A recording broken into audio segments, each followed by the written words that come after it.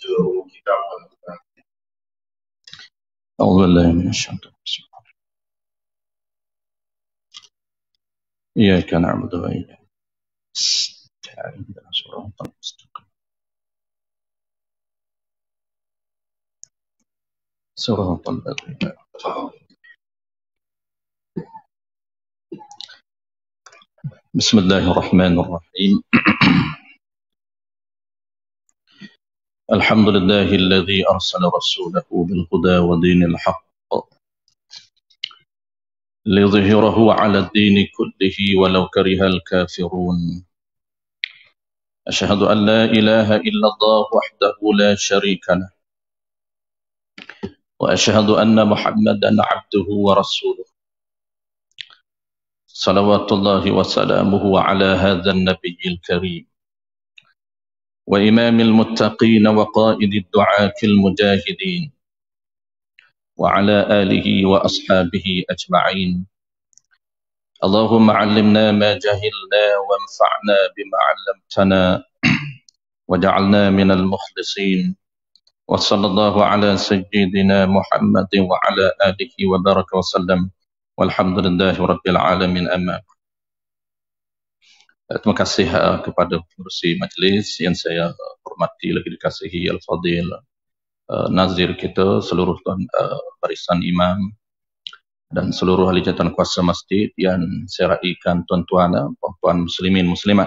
Mudah-mudahan kita, tuan-tuan, kita semua diberi keberkatan dan rahmat oleh Allah Subhanahu wa taala sepanjang kita berada dalam majlis ilmu pada malam ini. InsyaAllah tuan-tuan, sebagaimana kita maklum, kita akan bincang ataupun kita sambung topik kita, perbincangan kita berkaitan dengan protokol di dalam solat, merujuk kepada 5 tata cara ataupun 5 peraturan perkataan di dalam solat. Sebagaimana tuan-tuan maklum, dalam solat ini ada 2 peraturan besar, ada 2 protokol, iaitu yang pertamanya ialah etika pergerakan ataupun perbuatan di dalam solat. Jadi ada peraturan bagaimana perbuatan ataupun pergerakan badan kita di dalam solat, ada peraturan yang tersendiri.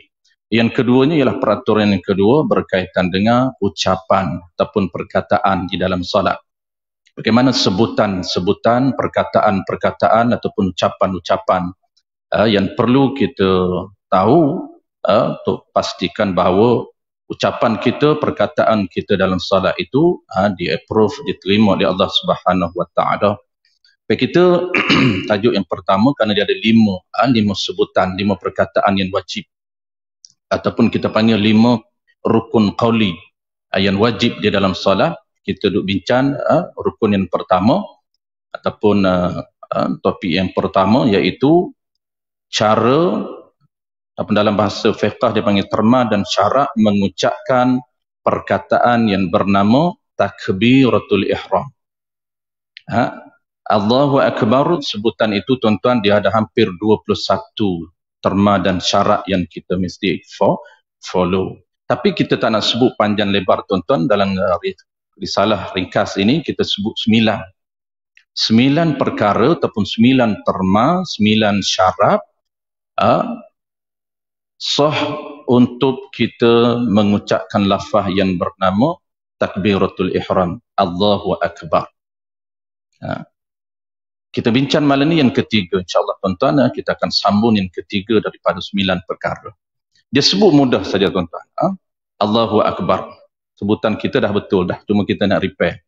Aku mana tahu ada termis di mana-mana, terpanjang di mana-mana, terkurang di mana-mana. Kita nak polish ataupun kita nak repair tempat-tempat yang terlebih dan terkurang sebutan kita, ucapan kita, ucapan takbir Allahu Akbar. Baik, yang ketiga, terma yang ketiga, macam mana cara untuk kita mengucapkan takbir Allahu Akbar. Yang pertama dah settle menggunakan bahasa Arab. Yang keduanya sebutan ataupun ucapan takbir Allahu Akbar dalam keadaan berdiri bagi mereka yang mampu. Kalau dia mampu berdiri 2-3 saat tuan-tuan wajib dia berdiri untuk menyelesaikan takbir Allahu Akbar. Selepas barulah dia duduk sekira dia tak mampu. Dia tak boleh pukal, dia tak boleh borong. Apabila dia tak mampu, terus dia duduk. Sedangkan dia mampu berdiri beberapa saat sahaja, ataupun setengah saat, ataupun seminit dia mampu berdiri. Selepas tu dia tak mampu, dia dibenarkan duduk. Maka kaifiat, tata cara, kita dah sebut bulan lepas. Sambung yang ketiga, tuan-tuan. Yang ketiganya, tidak boleh dibaca takbir Allahu Akbar ini, tidak boleh dibaca dengan mad ataupun memanjangkan huruf hamzah pada lafaz Allahu Akbar. Allahu Akbar, hamzah di hadapan, tuan-tuan.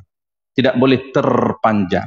Ini tempat yang kita nak cek, takut terpanjang dan takut terkurang. Maka huruf yang pertama, huruf hamzah, tidak dibenarkan panjang 2 harakat. Tidak boleh lebih, tuan-tuan. Jangan lebih daripada 2. Tidak dibenarkan. Tidak dibenarkan ataupun tidak boleh dibaca dengan mad. Madnya apa dia? Panjangkan huruf hamzah pada lafaz Allahu Akbar, lafaz Allahu. Maka dia itu tidak sah ucapan lafaz takbiratul ihram tersebut kerana bertukar menjadi huruf hamzah istifham dengan makna adakah Allah Maha Besar. Baik. Yang pertama, tuan-tuan, peraturan dia tidak boleh kita panjangkan hamzah pada alif. Mudah nak faham, hamzah dia ada rumah dia, tuan-tuan, alif. Setengah orang dia kata huruf alif. Sebenarnya bukan huruf alif, huruf hamzah. Adapun hamzah itu dia menumpang alif. Jadi alif ini, huruf hamzah ini tidak boleh dipanjangkan. Kenapa tidak boleh dipanjangkan, tuan-tuan? Kalaulah kita memanjangkan hamzah pada dia akan bertukar makna. Dia tidak lagi menjadi makna Allahu Akbar, Allah Maha Besar. Allahu, yakni nama bagi zat Allah yang bernama Allah. Akbar itu sifat dia, yakni Maha Besar. Allahu Akbar, makna dianya ataupun terjemahan dia, Allah Maha Besar. Tapi kita panjangkan di hamzah, dia akan bertukar makna menjadi apa dia? Menjadi adakah, dia menjadi persoalan, pertanyaan. Ini dia panggil hamzah istifham bermakna ingkari. Kalau kita panjangkan hamzah, dia bertukar terus menjadi apa dia? Menjadi hamzah istifham bermakna ingkari, hamzah dengan makna pertanyaan untuk tujuan mengingkarkan pertanyaan. Itu dipanggil hamzah istifham bermakna ingkari. Adakah Allah besar dengan makna apa? Dengan tujuan dia nak menyatakan tidak, Allah itu tidak besar. Itu dipanggil Allahu Akbar. Adakah Allah itu maha besar? Jawabnya tidak. Allah itu bukan maha besar. Itu dia bertukar makna. Sebab itulah, tuan-tuan, kesimpulan dia, dia ada 3 isu kesan daripada bacaan yang terpanjang ini. Terlebih ada 3 kes, 3 isu kesan daripada bacaan hamzah yang dipanjangkan. Isu yang pertama, kita dah tahu, tuan-tuan, makna kita dah tahu cara bacaan tidak boleh dipanjangkan. Cuma kita nak bincang penutup ini dari terma yang ketiga ini. Penutup apa dia? Ada 3 isu kesan daripada kita memanjangkan hamzah pada lafaz Allahu. Yang sebenarnya Allahu Akbar. Tak boleh Allahu Akbar. Sedikit saja, tuan-tuan, tu kita kena alert ataupun kita kena fokus ketika kita mengucapkan satu demi satu huruf. Sebelum saya nak cerita tiga isu tuan-tuan, ada tiga kesan, tiga kes ini. Kesan daripada memanjangkan huruf. Apa hukum memanjangkan huruf hamzah? Ada tiga hukum, tiga kes, tiga isu.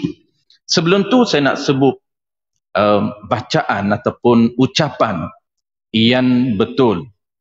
Ada tiga versi tuan-tuan, ada tiga versi ucapan huruf hamzah. Tuan-tuan boleh perhati, kita sebut di versi yang mana. Versi pertama tuan-tuan, saya sebut sekali lagi, ada tiga versi sebutan Allahu Akbar. Versi pertama apa dia tuan-tuan? Versi pertama, ini tuan-tuan mungkin tak ada lah. Kita cek, tuan-tuan mungkin duduk yang ketiga. Yang ketiga, yang paling bagus. Pertama, tuan-tuan. Allahu Akbar. Allahu Akbar. Allahu Akbar. Yang kedua, versi kedua. Ini versi yang elok sikit, tapi masih lagi Jawi. Masih lagi Jawi. Ini ikut slang tuan-tuan. Macam slang Kelantan saya, slang Kelantan dia bunyi Allahu Akbar. Allahu Akbar. Alif fathah, hamzah fathah, hamzah fathah, Ini Jawi tuan-tuan. Betul ke tidak? Ya, betul. Tapi masih lagi slang Jawi. Dia bukan slang Arabic. Yang kita nak fusahah Arab secara fusahah. Slang Arab. Versi kedua, betul ke tidak? Ya, betul. Kalau tuan-tuan, itu kurang tepat. Kerana hamzah fathah bukan O. Allahu Akbar. Bukan O, tapi A. Versi kedua ialah A itu hamzah fathah Cuma versi kedua ini, dia slang kita tuan-tuan, slang Melayu. Dia bunyi Melayu mengikut negeri. Saya gapo, dia bunyi gapo, Allahu Akbar. Kan kuat dah tu, slang dia tu. Qul ya ayyuhal kafirun. Kan kuat bunyi slang negeri dia tu. Ini versi kedua slang masing-masing. Kalau tuan-tuan Sabah, dia akan bunyi Sabah. Tuan-tuan Jawa, dia akan bunyi Jawa. Tuan-tuan KL, dia tak bunyi apalah. KL tak ada slang. Dia standard. Yang ketiga, yang ni tuan-tuan yang tepat tuan-tuan. Yang tepat ialah cuba kita ucap ucapan ataupun bahasa Quran ini mengikut fushatul Quran. Fushah Quran ini tuan-tuan, lahjah Quran. Lahjah Quran ini dia kena slang Arab. Dia bunyi lenggok Arab. Bunyi Arab. Hamzah ni tuan-tuan, tempat dia ialah di pangkal halqum. Halqum kita, dia ada halqum ini, tengah ni atas halqum, pangkal halqum. Hatta halqum ini tuan-tuan huruf ain. Bawah, di bawah hamzah ini, bawah ini hamzah. Lain. Halqun di bawah. Di bawah halqun, dipanggil pangkal halqun. Itu makhraj, tempat keluar huruf hamzah. Ditekan, seolah menekan ke bawah. A'udzu billahi minasyaitonir rajim. Ain tuan-tuan, dia atas halqun ni, kita halqun tengah, bawah huruf hamzah, atas ini ain. Tapi ain ni yang tepat, makhraj ain ni, dia mesti dia mesti melonjak ke huruf alif. Ain alif. Tuan-tuan, ain alif, sebutan ain, dia bukan ke hidung, tetapi dia ke arah huruf alif. Bunyi hujung dia alif, hamzah. Bunyi hujung hamzah. Allahu Akbar. Allahu Akbar. Lain kan? Allahu Akbar. Allahu Akbar. Allahu Akbar. Allahu Akbar. Paling lain sekali, paling pelik sekali tuan. Allahu Akbar. Tu Jawi sungguh. Allah, Allah, Allah, Allah. Tu. Bukan bukan tu. Macam sedawa tu tuan. Tapi tak berapa jadilah. Bukan terus kita jadi. Nak cerita yang mana standard, Quran standard Arab, yang mana standard Jawi, dan yang mana kurang tepat A ke O, dan lari teknik apa tu dia punya sebutan dia. Baik, settle tuan-tuan. Kita nak tengok isu memanjangkan huruf alif. Allahu Akbar. Hamzah panjang, bukan Allah. Allah boleh dipanjangkan. Tuan-tuan dengar azan. Allahu Akbar, Allah. Itu boleh dipanjangkan. Yang tak boleh dipanjangkan, Hamzah saja. Yang kata Allah, itu memang out, tuan-tuan. Tak boleh panjangkan huruf Hamzah. Kenapa? Bertukar makna. Apa makna dia? Adakah Allah Maha Besar? Dengan tujuan dia ingkar. Apa dia ingkar? Tidak. Allah bukan Maha Besar.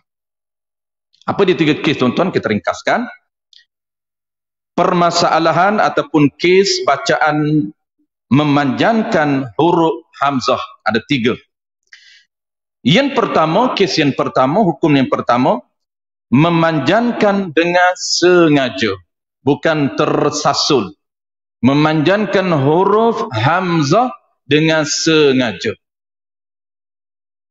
Sekiranya dibaca panjang,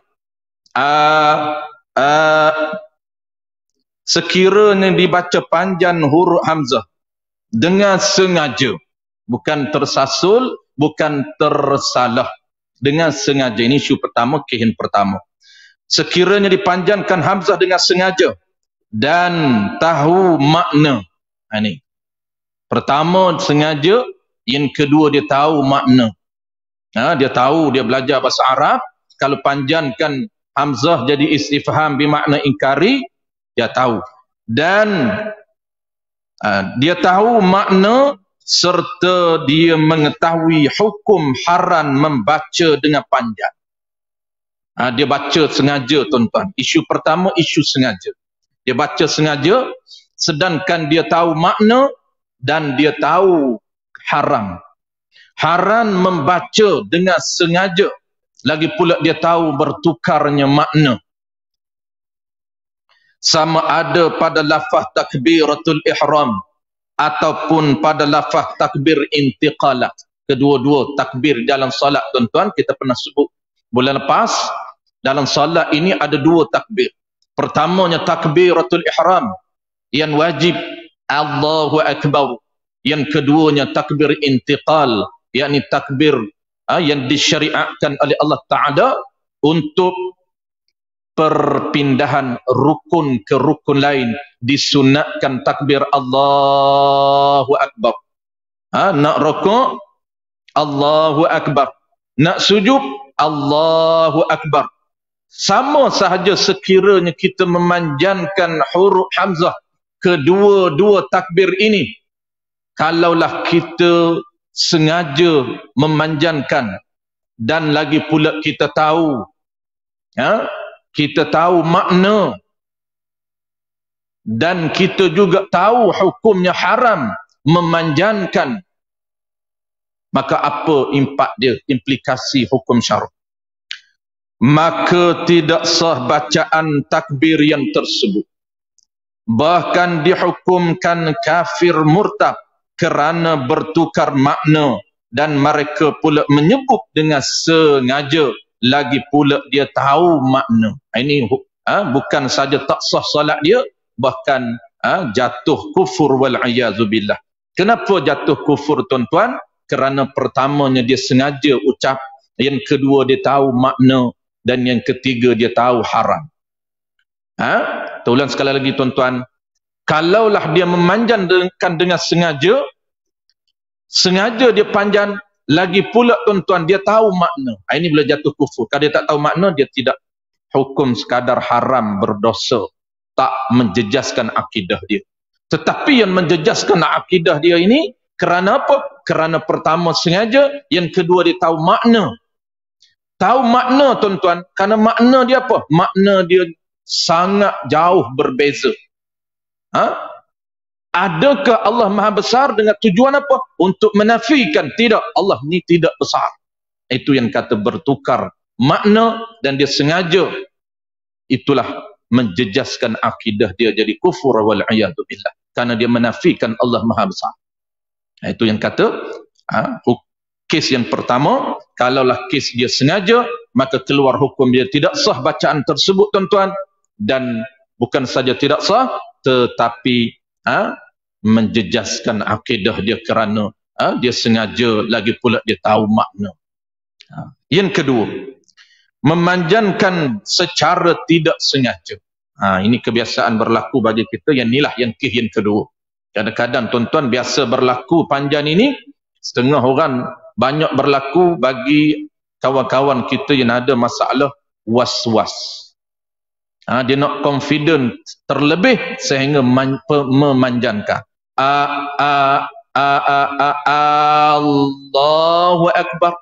Ini perhatilah kawan-kawan kita yang ada isu was-was. Biasanya di sini dia akan problem. Dia nak satu demi satu patah perkataan tu, dia nak confident betul-betul. Dia ulang. Kalau dia ulang Allahu Akbar pun ada hukum dia. Betul tuan-tuan, Allahu Akbar. Bacaan yang betul. Dia ulang beberapa kali, ada hukum dia. Nanti kita akan bincang lain kali. Tetapi isu yang ni, dia ulang pada alif. Dia nak bagi confident, yakin betul tak sebutan level mana, ke o. Tu dia nak repair betul-betul. Menyebabkan macam mana jadi tuan-tuan? Menyebabkan Allahu Akbar. Maka itu dia tarik lebih 2 harakat.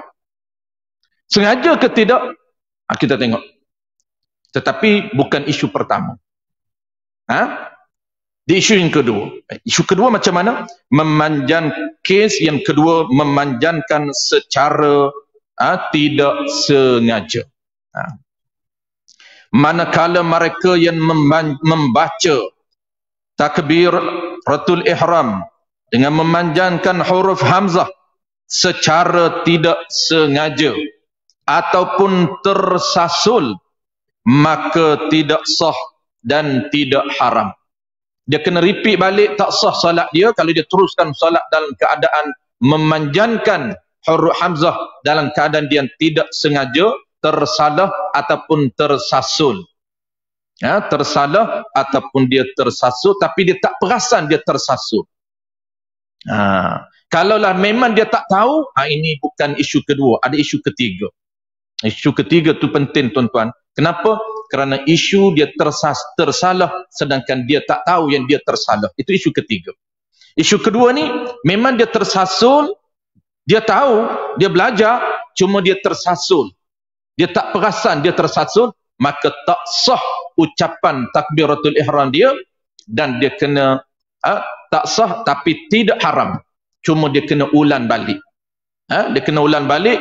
Kalau dia sedar semayan dia dah lepas dah, dia sedar, dia ingat, dia memanjangkan hamzah, tersilap panjang hamzah, maka dia kena repeat balik solat dia dalam keadaan yang tidak perlu qada kerana masih lagi ada waktu. Maka tidak sah dan tidak haram, tetapi wajib diulang lafaz tersebut tanpa memanjangkan hamzah. Kalau dia terpanjang Allahu Akbar, tersilap, dia perasan, dia gustan balik Allahu Akbar. Itu cara dia. Baik, yang last sekali tuan-tuan, yang ketiga. Ini yang ketiga ini agak penting tuan-tuan. Kenapa?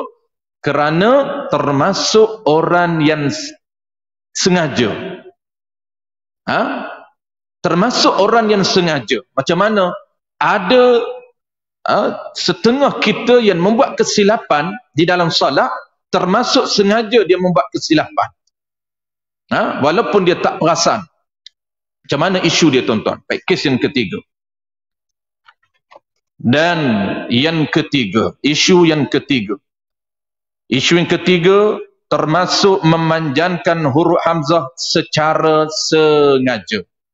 Macam mana status orang yang termasuk memanjangkan secara sengaja? Adapun mereka yang memanjangkan huruf hamzah secara jahil yang tidak dimaafkan pada syarak. Apa maksud memanjangkan huruf hamzah dalam keadaan dia jahil yang tidak dimaafkan oleh syarak? Maksud dia tuan-tuan, dia tak sedar, dia tak tahu bahawasanya memanjangkan huruf hamzah tidak dibenarkan oleh syarak. Dia tak tahu. Kenapa dia tak tahu? Itu kecuaian dia daripada mengambil tahu peraturan asas mengucapkan lafaz takbiratul ihram. Maka kesalahan asas dalam ucapan maupun dalam pergerakan solat tidak dimaafkan oleh Allah Ta'ala. Kita tak boleh dakwa saya buat silap kerana saya tak tahu. Tak boleh dakwa. Kenapa? Kerana kita diwajibkan untuk mengambil tahu tentang peraturan asas di dalam solat. Ini tuan-tuan termasuk ada 9 perkara asas mengucapkan lafaz yang bernama takbiratul ihram, Allahu Akbar.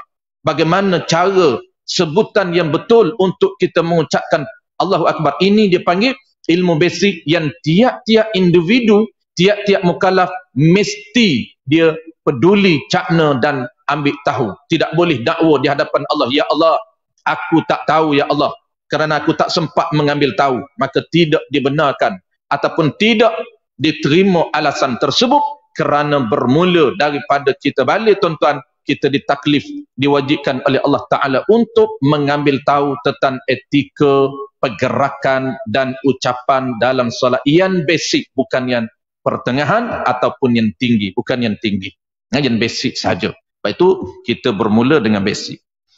Maka termasuk orang yang sengaja memanjangkan huruf hamzah.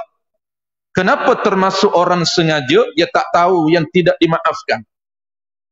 Kerana kecuaian daripada mencari ilmu asas tentang tata cara membaca dengan betul, dikira di sisi syarak termasuk orang yang sengaja melakukan kesalahan. Termasuk dia ini orang yang sengaja melakukan kesalahan. Kerana apa? Kerana dia sengaja ataupun cuai tidak mengambil tahu peraturan asas untuk menghadap Allah Subhanahu Wa Taala ataupun untuk mendirikan salat. Yang dikatakan tuan-tuan, isu yang kita biasa dengar dalam kitab mana-mana pun, dalam kitab Arab tuan-tuan, dia sebut orang yang dimaafkan pada syarak. Ada orang jahil, orang yang dia tak tahu, dia buat silap dalam urusan agama, buat silap dalam solat dan dalam ibadat lain, dimaafkan. Dipanggil dalam istilah terma dalam syarak tuan-tuan, orang yang jahil yang dimaafkan oleh Allah Ta'ala. Apa makna dimaafkan? Dia buat silap, tidak dikira kesilapan dia, diuzurkan, dimaafkan, solat dia sah. Hanya 2 golongan sahaja. Nah, ini tidak termasuk kita. 2 golongan sahaja orang yang jahil yang dimaafkan di dalam syarak. Ini disebut tuan-tuan di dalam kitab I'anatul Talibin. Syekh Bakri Syata syarah bagi kitab Fathul Mu'in. Ini kitab peringkat pertengahan. Kalau kitab lebih tinggi, disebut di dalam kitab Mughni Muhtaj. Itu lebih tinggi daripada I'anatul Talibin. Banyak dalam kitab, dalam syarah I'anatul Talibin, banyak tempat kita akan bertemu dengan pendetailan 2 golongan yang dimaafkan oleh Allah Ta'ala sekiranya mereka melakukan kesilapan dalam ibadat. Siapa dia mereka ini tuan-tuan? Yang pertamanya ialah orang yang baru memeluk agama Islam. Golongan yang pertama, orang yang baru memeluk agama Islam, baru mengucap 2 kalimat syahadah, terus dia kena mendirikan salat. Wajib dia diri salat dalam keadaan dia tak pandai baca Fatihah tuan-tuan. Dia tak pandai menyebut takbir Allahu Akbar. Tiba-tiba dia panjangkan pada Allahu Akbar. Dimaafkan kerana dia baru saja mengucap 2 kalimat syahadah. Tetapi baru ini ditafsirkan oleh para ulama. Kena tahu baru ini berapa lama jarak masa di antara syahadah dia dengan kesalahan yang dia buat. Ini dia ambil kira di dalam panduan syarak, didetailkan oleh para ulama kita. Maksud baru. Kadang-kadang orang kita tuan-tuan 5 tahun dah kita panggil baru lagi. 5 tahun tak baru dah. Orang tak boleh panggil mu'allaf dah bagi dia. Kita hilang gugur dah nama status mu'allaf, tak boleh panggil mu'allaf. 5 tahun dah dia baru masuk Islam. Kita baru lagi lah. Kadang-kadang kita ni 10 tahun pun kita panggil mu'allaf lagi. Kalau 2 tahun boleh panggil mu'allaf lagi. Ukuran dia macam mana tuan-tuan dimaafkan kesilapan yang dia buat. Ukuran dia sekiranya diambil dengan tempoh ataupun mula kira waktu syahadah. Waktu syahadah dia dengan tempoh jarak masa kesalahan dia buat. Berapa lama? Dan diukur dengan uruf. Macam mana cara ukuran tuan-tuan? Contoh-contoh. Kesalahan orang yang baru masuk Islam ini dia memanjankan A. Kita ukur berapa lama dia baru masuk Islam. Kita cek dia masuk Islam umur dia, bukan umur dia, umur dia mengucap. Dia dah umur 50, dia mengucap ketika umur dia 50 dan kesalahan dia memanjangkan Allahu Akbar. Setahun baru dia mengucap, baru sangat mengucap setahun.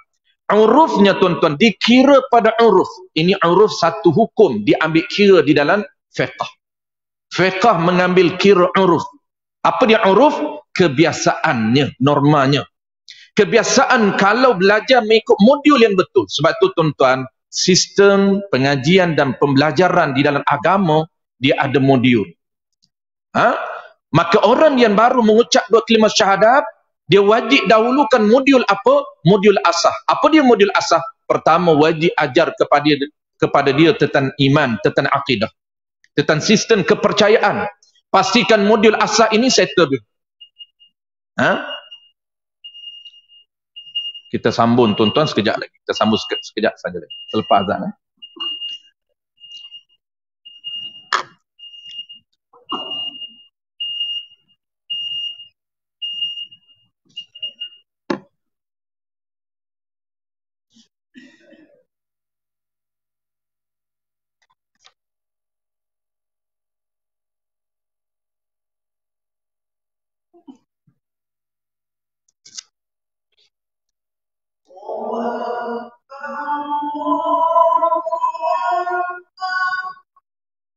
Allahu Akbar.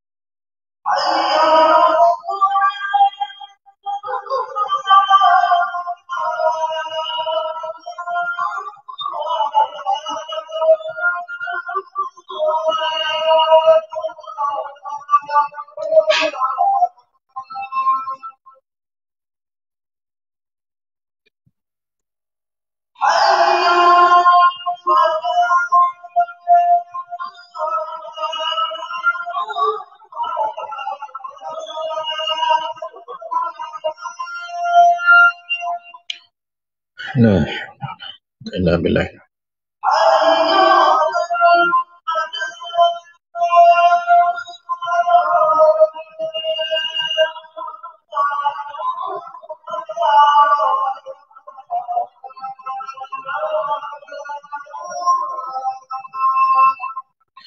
La haula. quwwata illa billah.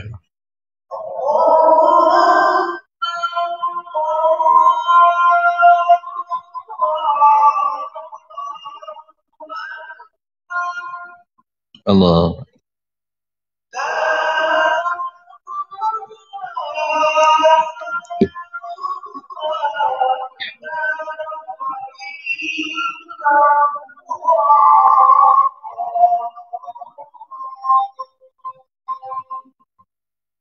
اللهم رب هذه الدعوة صلاة قائمة سيدنا محمد الفضيلة شرف الدرجة العالية الرفيعة وبعث مقام المحمود الذي إنك لا تخلف الميعاد.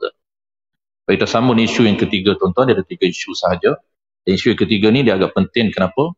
Kerana kadang-kadang kita menyangkakan kesilapan kita dimaafkan kerana kita tak perasan. Ini tidak dimaafkan kerana kita tak perasan kita dengan sebab kita tidak ambil tahu tentang peraturan asas. Orang yang dimaafkan melakukan kesilapan dalam solat ataupun memanjangkan bacaan Hamzah, dimaafkan ini sekiranya dia pertama dia ada 2 golongan orang dimaafkan, ataupun bahasa syarak dipanggil 2 orang yang jahil, 2 golongan yang jahil yang dimaafkan. Pertamanya orang yang baru memeluk agama Islam. Apa makna baru? Baru itu merujuk kepada tempoh masa dia mengucap 2 kalimah syahadah dengan kesalahan yang dia lakukan. Pada urufnya tak sempat untuk dia belajar, pada uruf tak sempat untuk dia mengambil tahu tentang peraturan asas mengucapkan takbiratul ihram. Kenapa? Kerana uruf ini mengikut, dia panggil mengikut ketetapan syarak. Apa dia? Syarak menetapkan apabila orang yang baru masuk Islam ataupun orang yang baru balik, dia kena dahulukan. Tapi orang balik dia lain, tuan-tuan. Sebab dia diwajibkan sebelum balik. Diwajibkan ke atas wali apabila dia mumayyiz. Dia balik lain. Tak boleh nak contoh balik. Kerana orang balik dia mula tempoh 7 tahun. Dia wajib dia ambil tahu tentang benda asas. Jadi orang yang baru masuk syahadah ini, tuan-tuan, dia mesti mendahulukan perkara yang basic. Apa dia? Tentang iman, tentang akidah. Dahulukan tentang akidah. Dan yang kedua, modul yang kedua apa dia, tuan-tuan? Modul kedua kena dahulukan tentang cara mengerjakan ibadah. Lepas akidah maksudnya serentak. Bukan settle akidah itu barulah dia belajar solat. Tidak. Dalam masa yang sama dia kena ambil tahu tentang tata cara mendirikan solat, perkara asas. Maka kita ambil, kalaulah kesalahan dia ini pada urufnya tak sempat lagi untuk dia belajar, maka barulah dimaafkan. Tapi pada uruf sempat dah dia ambil tahu tentang cara mengucapkan takbir dengan betul. Dah sempat dah, tiba-tiba dia melakukan kesalahan, maka tidak dimaafkan oleh syarak. Tetap dia dianggap orang yang melakukan kesalahan. Walaupun dia tersilap itu ataupun dia melakukan kesalahan itu kerana dia tak tahu.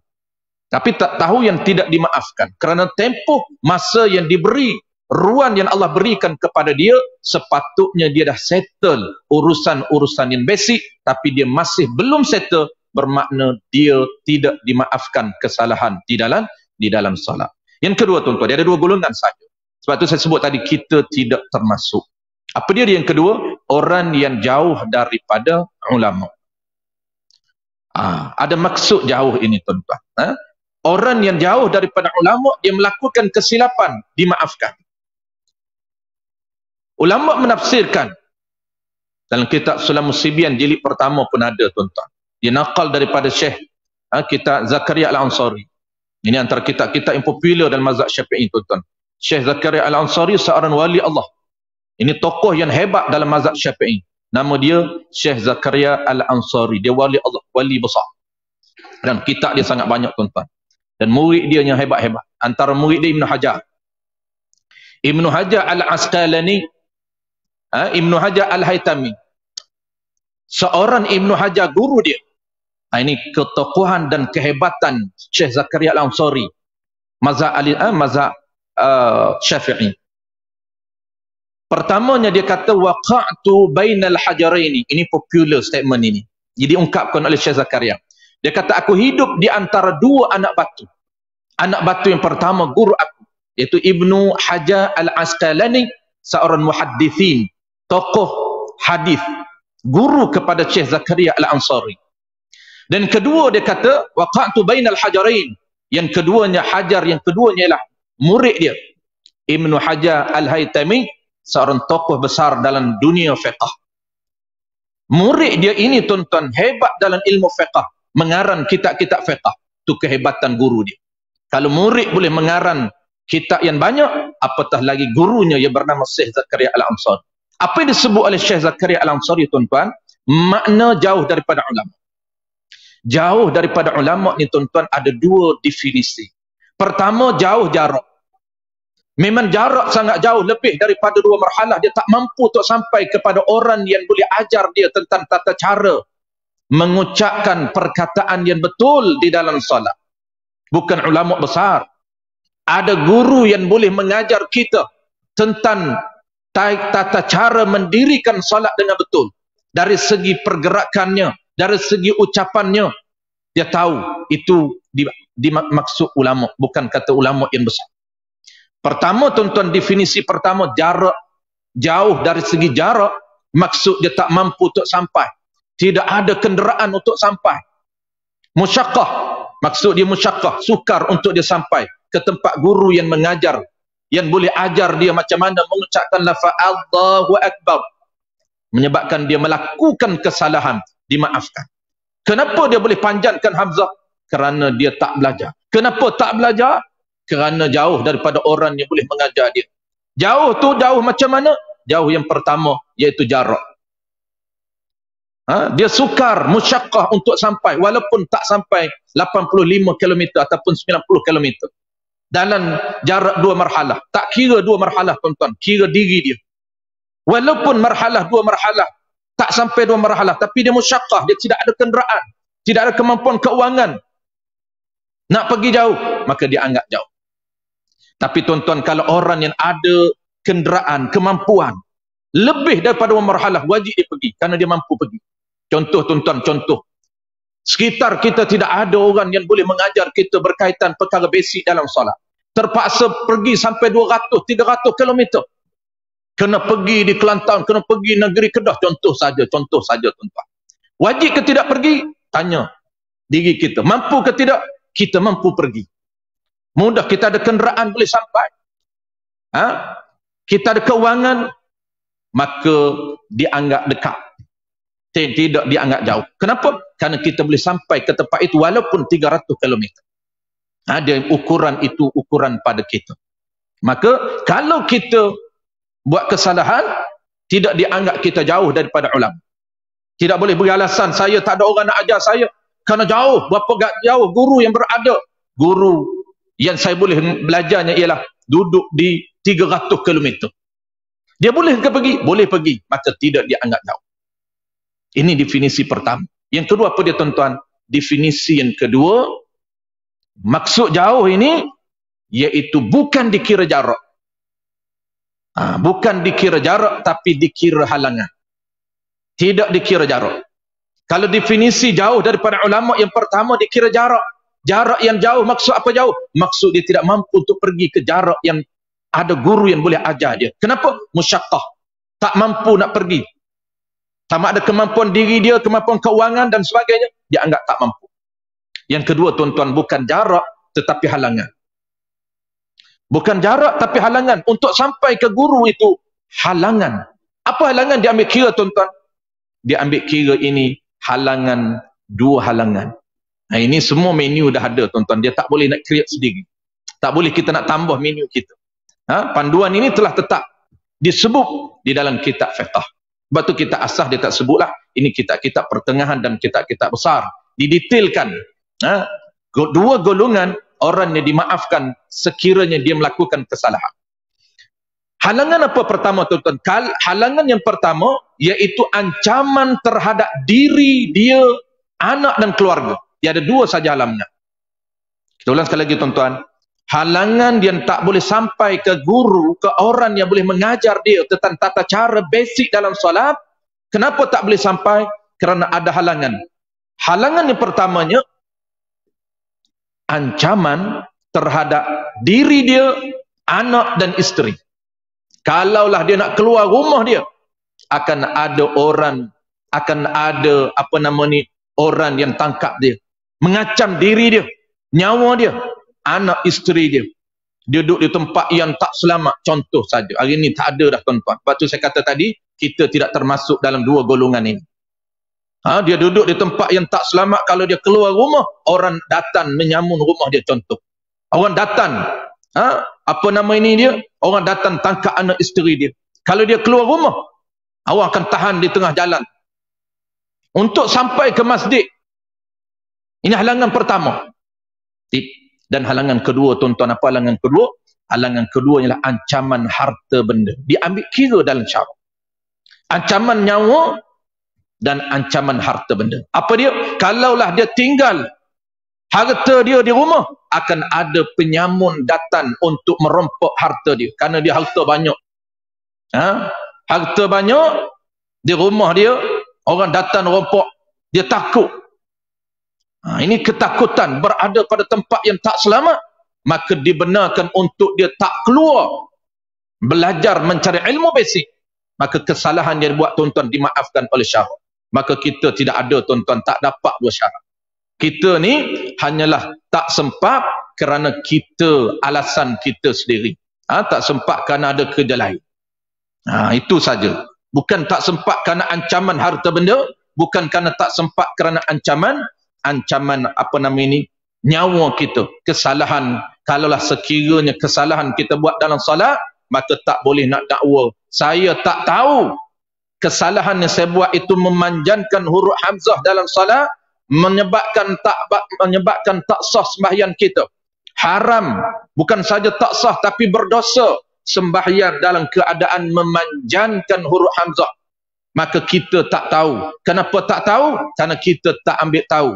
Maka tak ambil tahu itu dikira satu kesalahan di sisi Allah Subhanahu Wa Taala, kerana perintah untuk kita peduli, cakna dan mengambil tahu tentang perkara basic dalam solat bermula usia kita balik lagi. Maka tidak menjadi alasan untuk kita guna alasan kita tak tahu. Baik, serta tuan-tuan, itulah 3 kes sekiranya kita memanjangkan huruf hamzah pada lafaz Allahu Akbar. Tak boleh Allahu Akbar. Jangan panjangkan. Allahu Akbar. Itu sahaja. Tak boleh nak panjangkan hamzah. InsyaAllah bulan depan kita akan bincang tempat-tempat kita nak repair bacaan hamzah, bacaan takbir ini. Pada tempat yang kedua kita akan bincang bulan depan, tak boleh memanjangkan ba. Tak boleh dan ba tak boleh. Allahu Akbar. Tak boleh bar 2 harakah ataupun mat pada bar, tidak sah ucapan takbiratul ihram kita. Itu perkara-perkara basic yang perlu kita repair di dalam ucapan solat kita. Ini baru satu, tuan-tuan. Banyak lagi. Ada 5 perkataan ucapan dalam solat yang kita akan repair untuk pastikan bahawa tempat-tempat yang kita termiss kita akan repair dan kita perasan waktu. Apabila kita study, tuan-tuan, kita tahu ini tempat yang termiss untuk kita repair. Mudah-mudahan kualiti solat kita diterima, ibadat solat kita diterima oleh Allah Ta'ala. Dan bagi orang yang dah settle urusan basic ini, dia target dia, tuan-tuan, improve kualiti solat dia. Kenapa nak improve, tuan-tuan? Supaya pahala kita ada improve. Mudah saja, tuan-tuan, sebagai penuntut, saya selalu ulang penuntut ini. Apa dia, tuan-tuan, statement yang ulama selalu ulang sebagai penuntut motivasi kita? Ulama sebut kualiti pahala. Semua tuan-tuan yang hadir ke masjid ini, tuan-tuan, tidak ada seorang pun di kalangan tuan-tuan yang tidak nak pahala. Tuan-tuan datang ini nak solat jemaah, nak pahala berjemaah. Tidak ada seorang pun yang datang ke masjid nak solat jemaah, dia tak nak pahala 27. Sekadar dia nak bertemu kawan saja. Sekadar dia nak seronok semayan di masjid orang ramai, semayan di rumah seorang saja. Jarang-jarang ada orang yang berimpian begitu. Majoriti impian kita nak pahala lebih. Maka kata ulama apa dia tuan-tuan? Pahala lebih ini, ulama kata pahala berdasarkan kepada standard ataupun level ilmu kita. Saya ulang sekali lagi tuan-tuan. Ulama menyatakan level pahala yang Allah berikan kepada kita berdasarkan kepada level ilmu yang ada pada kita. Kenapa tuan-tuan? Kerana praktikal dalam salat berdasarkan sejauh mana tahu kita tentang ucapan dan perbuatan. Sebab itu tak akan rugi tuan-tuan kalau tuan-tuan tahu tentang solat, kerana dia akan menambahkan pahala kita. Wallahu a'lam. InsyaAllah tuan-tuan kita akan bertemu lagi bulan depan dengan terma yang baru, iaitu terma keempat daripada 9 terma mengucapkan takbiratul ihram. Bismillahirrahmanirrahim. Alhamdulillahirabbil alamin. Wassalatu wassalamu ala asyrafil anbiya'i wal mursalin wa ala alihi wa ashabihi ajma'in. Allahumma faqihna fid din wa 'allimna ta'wil waj'alna minal ulama'il 'amilin waj'alna minal mukhlisin. Wa sallallahu ala sayyidina Muhammadin wa ala alihi wa baraka wa sallam. Walhamdulillahi rabbil alamin.